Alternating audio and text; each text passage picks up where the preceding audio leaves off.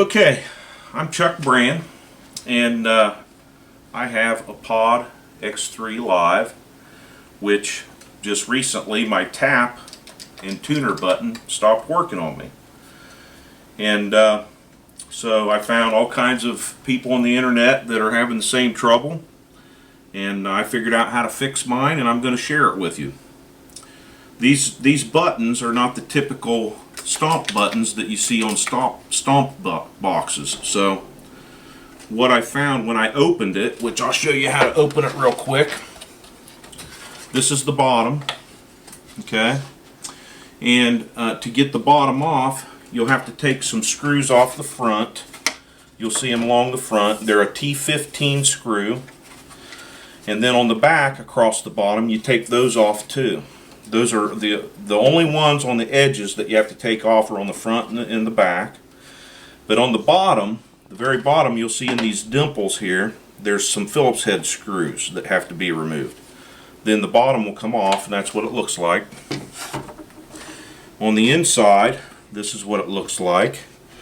And what I found when I took it apart was this foot switch board. Here's my tap button that was bad. So this is the switch that was bad. I'm going to show you how to disassemble that, which is very easy. And my son's coming home, so you'll probably hear him come in the door here in a second. But this ribbon cable has to come off. And this ribbon cable feeds the signals from these switches to the board. What I found, this is what the switch looks like. These are just little micro switches. And if you have to, you can replace those 4 solder connections. And that's my son Corey. Say hi. Hi everybody. Okay. But if you have to replace those, you can get those for anywhere from 50 cents to $2. Okay, at any electronic store that carries switches and knobs and whatever. But this ribbon cable has to come off. Now it'll probably have some, what do you call this stuff, this type of glue? Well, you know what I mean. Hot glue. It'll have some hot glue holding that on, so you'll have to peel it off. But once you get it off there, you can pop this out. My hands are a little greasy because I just got done fixing mine, and we'll get into that in a second. But after you take this off, these little clips holds the board down, and to get those off, you just want to work the furthest one away. You want to push it away and put some pressure on there so it holds that open. And you'll have to work your way through all of these very carefully so you don't snap those. See how that popped up? Then you don't want to bend it too much because you'll break the circuit traces, but then you want to continue on until you get them all off. And you'll see it just takes just a couple of minutes once you get them all worked off. And you work your way down the board until you get them all off. Okay. And okay, one more. And actually that one is almost off now. But you want to be careful not to break those because they hold the board in place. And if you break those, I don't know what to tell you about getting those parts. Anyway, this is the board once it's disassembled, and you see they're just little micro switches. Now if those switches are really bad, you'll have to replace them. And in this case, this is the one for my tuner is over on this side. But this is the switch that was causing me problems. And you can see in here, this is real important. Pay close attention to this because once you get this little board off, don't flip this thing over. And I'm going to show you why with a pair of tweezers here. These are spring-loaded little caps that are down in those holes. And there's also a spring in there. If you flip that over, you're going to lose those. So this is real important. Just leave it upside down like it is and leave these little caps in there. If you lose these things, I don't know where to get these things to replace them. So you have to make sure you don't lose these things.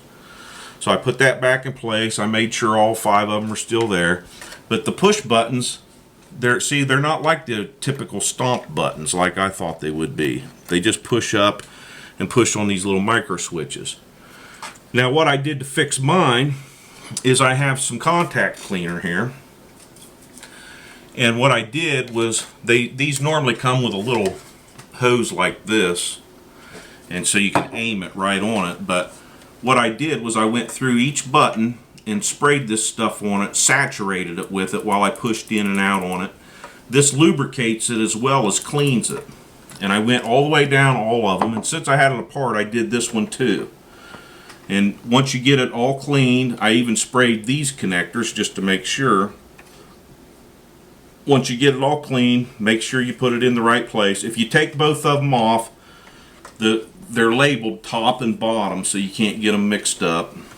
And it would matter because of the way the connector connects on there. So, but anyway, to put it back on, just line them all up and start pushing down on them until they all snap in place.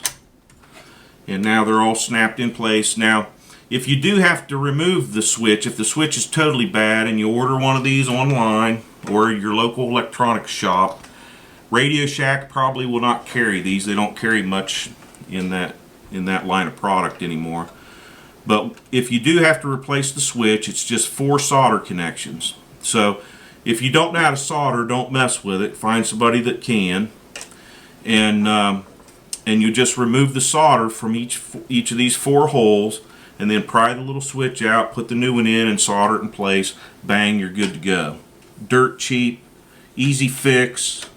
If it is just the buttons, it's an easy fix.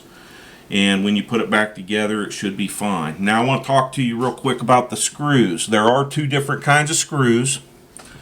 And you'll see, I have to take one of them out to show you. If you happen to take off a screw that screws into the middle, I'm sorry, not in the middle, but into some metal, you'll see the difference in the threads. The real wide thread is for places that it screws into the plastic bottom case. If the screw here, this is for screws that feed into the metal parts of the chassis. So that's if you take them all out like I did, you have to figure that out. But anyway, real quickly, last thing, once you got it apart, you might want to take some air and blow it out. And also, you can go ahead and re-lubricate your volume pedal when you have it apart. And I'm just using my typical general purpose grease from my garage that I use on my cars. It works great. I just used a toothpick and worked it down in there. Worked great. Then what I did was, on this side of it, is I took some oil and I squirted it on a Q-tip and I ran it around the inside of this. I saturate the Q-tip so the oil can get up in there, and I oiled all of my buttons so that they work nice and smooth.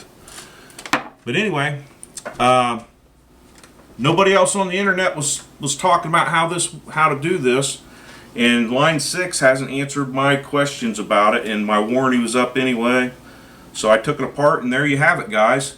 Save yourself some money, little micro switch, a few dollars, some patience. When you're done, put your bottom back on. Don't forget about the 2 screws in the middle. And good luck.